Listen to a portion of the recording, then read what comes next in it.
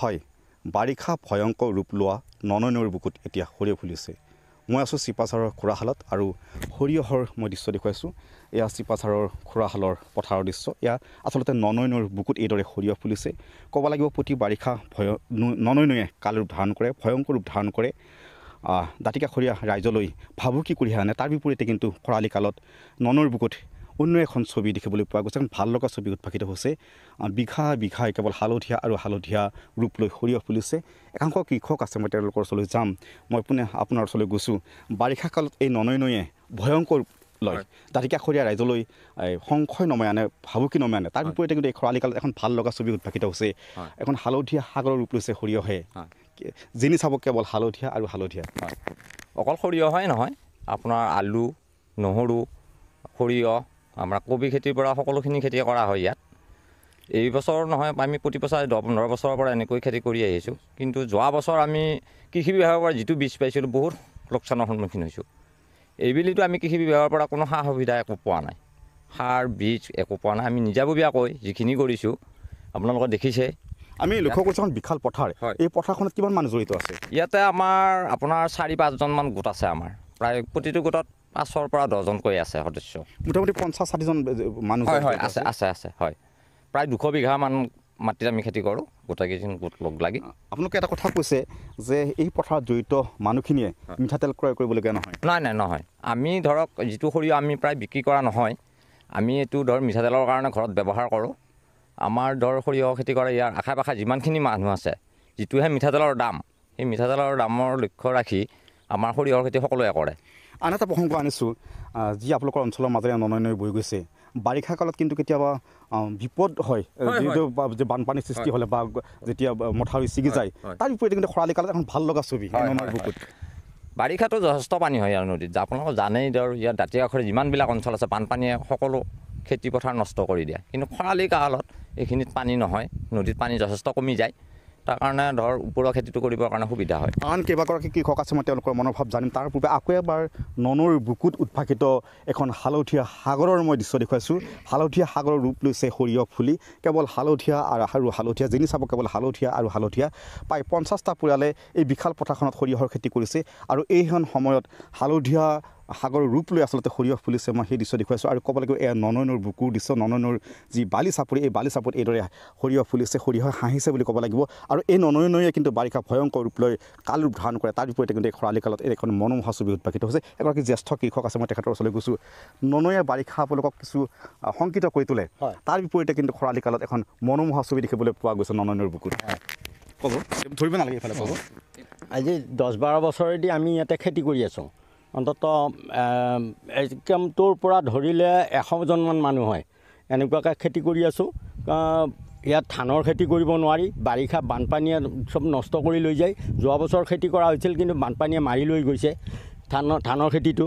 তাৰপিছত সৰিয়হৰ খেতি কৰিলোঁ। চৰকাৰৰ পৰা সুবিধা অলপমান দিলে, বীজ চিজ, সেইবিলাকে একো কাম নকৰিলে।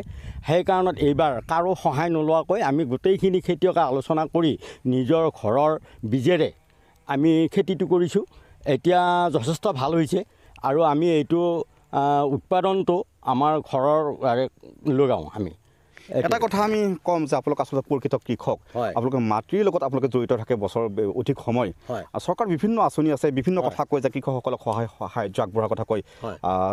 যোৱা বিগত বৰ্ষত আপোনালোকক সৰিয়হৰ বীজ যোগান ধৰিছিলে, কিন্তু সেই সৰিয়হ আশা কৰা ধৰণে ফল নহ'ল বুলি আপোনালোকে কৈছে।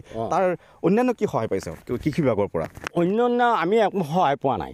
আমি ট্ৰেক্টৰৰ কথা কৈছিলোঁ, তাৰপিছতে ট্ৰেক্টৰটো নাই বুলি ক'লে। এতিয়াতো ট্ৰেক্টৰ নাই, ট্ৰেক্টৰ আহোঁতে বহুত দেৰি হৈ যাব। এনে বুলি কোৱাত আৰু আমি আশা এৰিলোঁ। আৰু আমি গাঁৱৰ ট্ৰেক্টৰকে আনি পেলাই আমি মাটি চহাই খেতি কৰিছোঁ। মই দেখুৱাই আছোঁ এয়া ননৈনৈৰ বুকুৰ দৃশ্য। ননৈনৈৰ বালি চাপৰিত উদ্ভাসিত হালধীয়া দলিচাৰ দৃশ্য মই দেখুৱাইছোঁ। হালধীয়া দলিচাৰ ৰূপ লৈছে সৰিয়হ ফুলি। আৰু এয়া আৰু আন এগৰাকী কৃষক আছে, মই তেখেতৰ ওচৰলৈ যাম। নিশ্চয় ভাল লাগিছে আপোনালোকৰ যি খেতি কৰিছে, সৰিয়হৰ খেতি কৰিছে, ভাল লগা খেতি হৈছে। নিশ্চয় আপোনালোকৰ ভাল লাগিছে, কি ক'ব? এতিয়া আমাৰ ভাল হৈছে, আমি নিজে কষ্ট কৰি নিজৰ ধন পইচা খৰচ কৰি আমি খেতিখিনি কৰিছোঁ। যোৱা বছৰত আমাক অকণমান চৰকাৰে সহায় কৰিলে, কিন্তু ফলটো নহ'ল, বেহাৰৰ সৰিয়হ গোট নহ'ল, বীজটো বেয়া আছিল বোধ হয়।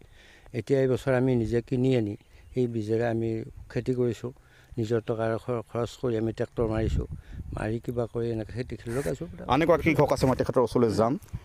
দাদা, ননৈ আপোনালোকৰ আত্মা, যদিও বাৰিষা আপোনালোকক কিছু কষ্ট দিয়ে, কোনোবাটো বাৰিষা যদিও আপোনালোকক কষ্ট দিয়ে, তথাপিতো ননৈক বাদ দি আপোনালোকৰ যি জনজীৱন কিন্তু চলিব নোৱাৰে। ননৈৰ বুকুত এতিয়া সৰিয়হ ফুলিছে, কেনেকুৱা লাগিছে? এতিয়া কথা হৈছে কি, আমাক ননৈয়ে বাৰিষা যদিবাও শাস্তি কৰে, পানীয়ে আমাক বহুতে ক্ষতিও কৰে। ক্ষতি কৰে যদি আমি আচলতে ননৈক অতিকৈ শ্ৰদ্ধা কৰোঁ। ননাই নহ'লে আমাৰ অসুবিধা হয়, বিশেষকৈ আমি গা ধোৱা। আমি যিমান ঘৰত পানী থাকিলেও আমি ঘৰত গা ধুই শান্তি নাপাওঁ। ননাইত আহি গা ধুওঁ, ননাইত গা ধুলে আমি বহুতে মনৰ শান্তি হয়। গতিকে আমি ননাইতটো বহুতে শ্ৰদ্ধা কৰোঁ। এখন বিশাল পথাৰ, যিনি চাব কেৱল হালধীয়া আৰু হালধীয়া। আমি অনুমান কৰিছোঁ, আমি ধাৰণা কৰিছোঁ আপোনালোক প্ৰকৃত কৃষক। হয়, কি পাইছে চৰকাৰৰ পৰা? এইটো চৰকাৰৰ পৰা একো সুবিধা পোৱা নাই। আচলতে যোৱাবাৰ এই সৰিয়হৰ বিধান দিছিলে, বিধানৰ গাছ বহুত ওখ ওখ হ'ল, কিন্তু তাৰ ফল নাই। সেয়েহে এইবাৰ ভাবিলোঁ চৰকাৰী বীজৰে যদি খেতি কৰোঁ, আকৌ ট্ৰেক্টৰৰ পইচা, সাৰৰ পইচা এনেই যাব।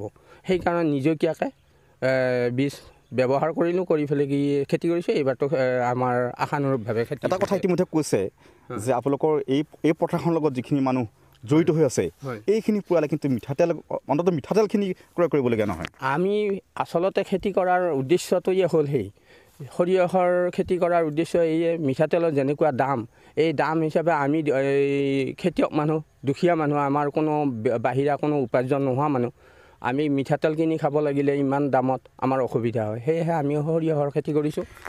শেষবাৰৰ কাৰণে আপোনাক আন এটা প্ৰশ্নৰ অৱতাৰণা কৰিছোঁ।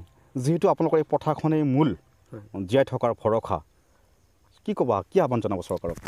আহ্বান কি জনাম, চৰকাৰক আহ্বান জনালেও আমাৰ এইবিলাক ভিতৰুৱা জেগাত চৰকাৰে পট কৰি দেখা নাপায়।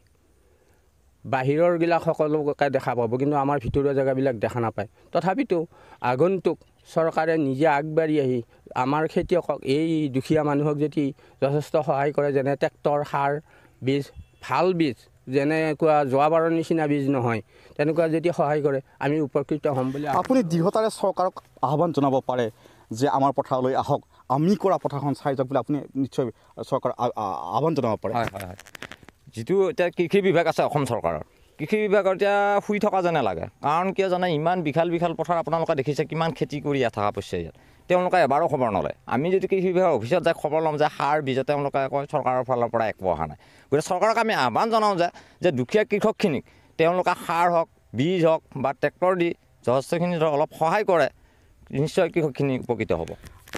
স্বাভাৱিকতে এইসকল কৃষকৰ চৰকাৰখনৰ প্ৰতি কিছু ক্ষোভ আছে, এইসকল কৃষকৰ বহুত কিছু বেদনা আছে, কাৰণ তেওঁলোকে যথোপযুক্ত এই পৰ্যন্ত চৰকাৰৰ পৰা সঁহাৰি লাভ কৰা নাই, বা যি ধৰণে সা সুবিধা লাভ কৰিব লাগে তেনেধৰণৰ সা সুবিধাৰ পৰা এইসকল কৃষক বঞ্চিত হৈ আছে। তথাপিও কিন্তু তেওঁলোক উৎসাহিত হৈছে, তেওঁলোক উৎফুল্লিত হৈছে। তেওঁলোকে যি কপালৰ ঘাম মাটিত পেলাই যি সৰিয়হৰ খেতি কৰিছিল, এতিয়া সৰিয়হৰ খেতি নদন বদন হৈছে, যিনি চাব কেৱল হালধীয়া আৰু হালধীয়া এখন সাগৰৰ ৰূপ লৈছে।